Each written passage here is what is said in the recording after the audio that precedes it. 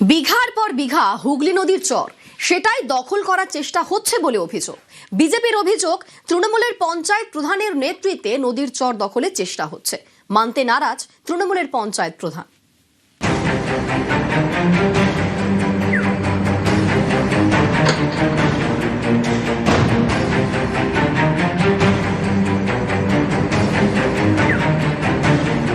হাওড়া শ্যামপুর ১ নম্বর block, এখান দিয়ে বয়ে গিয়েছে হুগলি নদী। এই নদী চর দখলের চেষ্টা হচ্ছে বলে অভিযোগ উঠেছে Shibganj Bhagirathi cooperative joint farming সোসাইটির বিরুদ্ধে। এরকম ধরছে ওরা বেঁচে দিচ্ছে। ওটা মাঠ ছিল, তোমরা মাটি কেটে সব বেঁচে দিল কেন? গাছপালা লাগা, ঘেরাঘেরি যাবে না।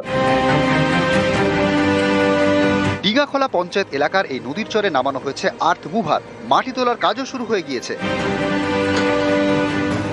অভিযোগ, পিকনিক স্পট এবং পার্ক তৈরির নামে নদীর চর দখলের চেষ্টা করা হচ্ছে।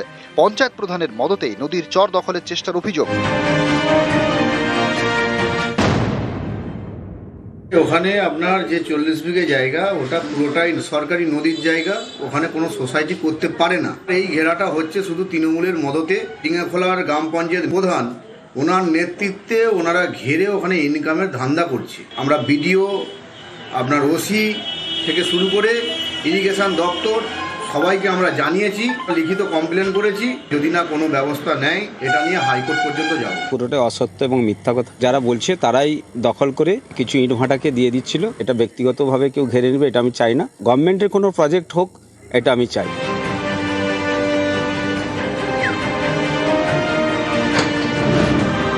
হাওড়া শ্যামপুর থেকে সন্তু মালিক, নিউজ 18 বাংলা।